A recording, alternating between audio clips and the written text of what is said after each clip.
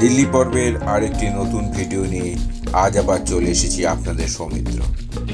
আগের পর্বগুলিতে আমরা দেখেছি দিল্লির ঐতিহাসিক লালকেল্লা, চাঁদনি চক বাজার, জামিয়া মসজিদ ও নতুন রূপে সজ্জিত দিল্লির ইন্ডিয়া গেট।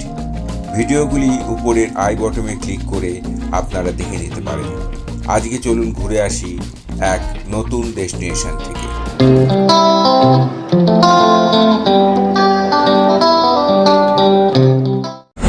এখন আমি বসে আছি 610 নম্বর বাসে, যাচ্ছি বাংলা সাহেব গুরুদ্বারা।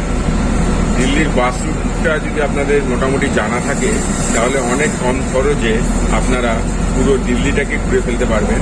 এছাড়াও যদি বাস রুট নাও জানা থাকে তাহলে তো মেট্রো তো আছেই। মেট্রো দিল্লির সমস্ত কটা স্পটের সঙ্গে খুবই ভালোভাবে ওয়েল কানেক্টেড। চলুন তাহলে যাওয়া যাক। আমি এর মেট্রো রুটটাও বাংলা সাহেব গুরুদ্বারা কিভাবে মেট্রো করে যাবেন তাও আমি একটু পরেই বলে দিচ্ছি আপনাদের। চলুন, বাস স্টার্ট হয়ে গেছে, একদম ফাঁকা বাস, আমি একাই বসে আছি। দিল্লির কনট প্লেসে অবস্থিত দিল্লির সবথেকে বড় গুরুদ্বারা বাংলা সাহেব গুরুদ্বারা। দিল্লি স্টেশন থেকে দূরত্ব 2.5 কিলোমিটার মতো। আর এর নিয়ারেস্ট মেট্রো স্টেশন হলো রাজীব চক মেট্রো স্টেশন, যা ইউরো লাইন দ্বারা সংযুক্ত।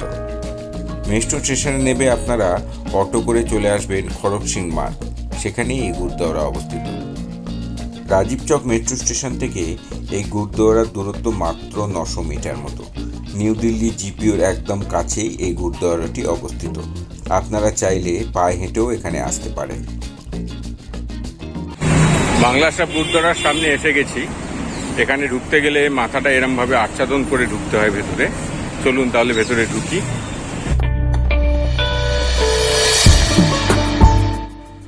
এই গুরুদ্বারাতে ঢোকার মোট 3টি প্রবেশ পথ আছে।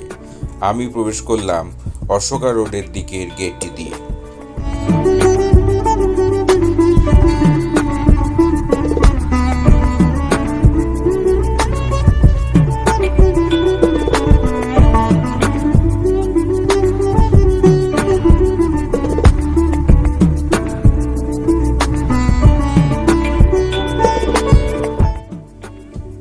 গুরুদ্বারার নাম বাংলা সাহেব হলেও এর সাথে পশ্চিমবাংলার কোনো যোগাযোগ নেই।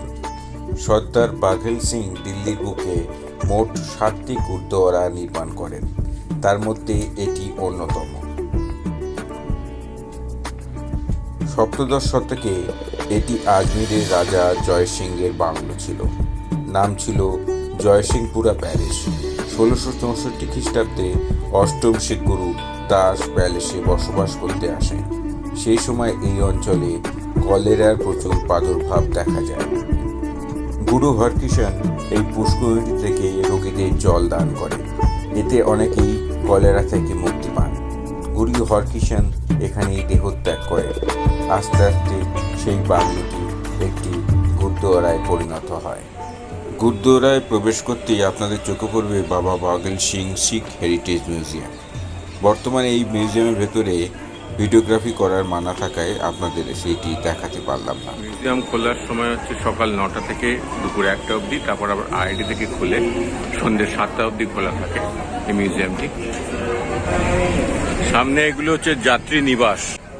দিল্লিতে 1-2 দিন স্টে করে দিল্লি থেকে যদি কেউ অন্য কোথাও ঘুরতে যেতে চান তাহলে এইখানে খুব কম খরচে আপনারা থাকার ব্যবস্থা করতে পারেন। ভেতরে ঢুকতে গেলে এখানে আগে জুতো খুলে জুতো জমা দিয়ে তারপর ভেতরে ঢুকতে হয়।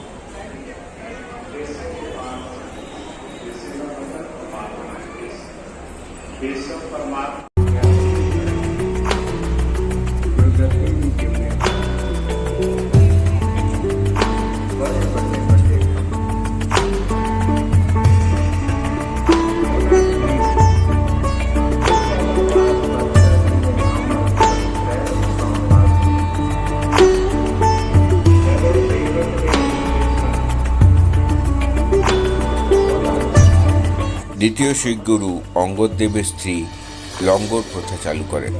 চলুন আজকে আমরা এখনকার সেই বিশাল লঙ্গরখানাটি ঘুরে দেখি।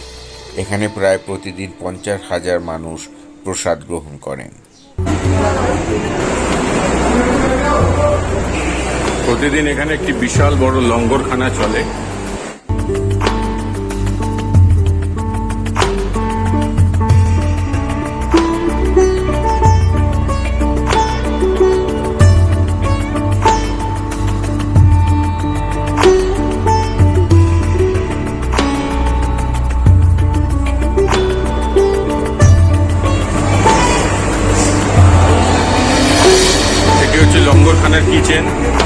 বিশাল বড় বীজের একটি বিশাল বড় কর্মকাণ্ড।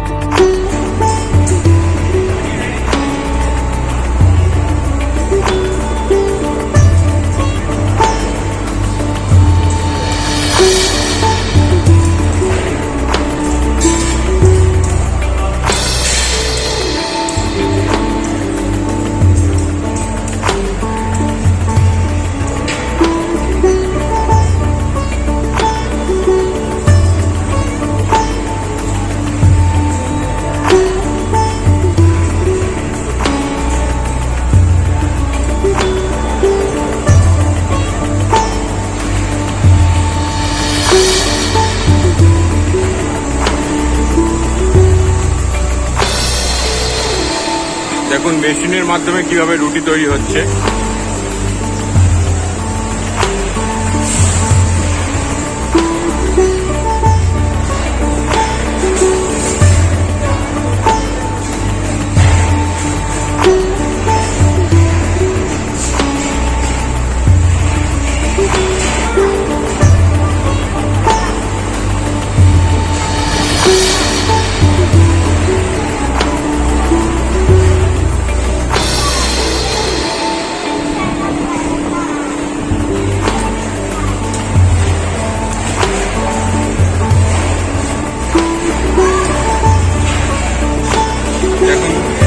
পদ্ধতিতে রুটিগুলো হচ্ছে এখানে।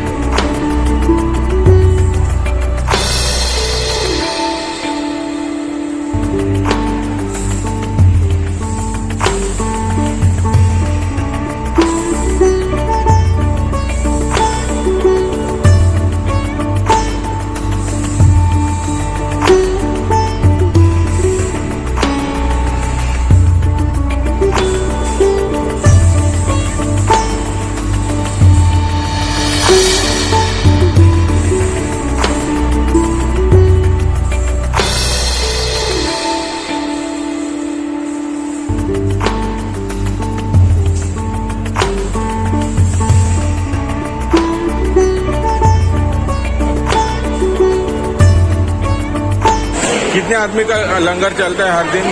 1000 आदमी बैठता है। 1000 एक पूरा हॉल में एक टाइम में 1000? अच्छा अच्छा। 5:30 बजे तक। कितने बजे से चालू होता है? 12 बजे। 12 बजे से 5:30 बजे।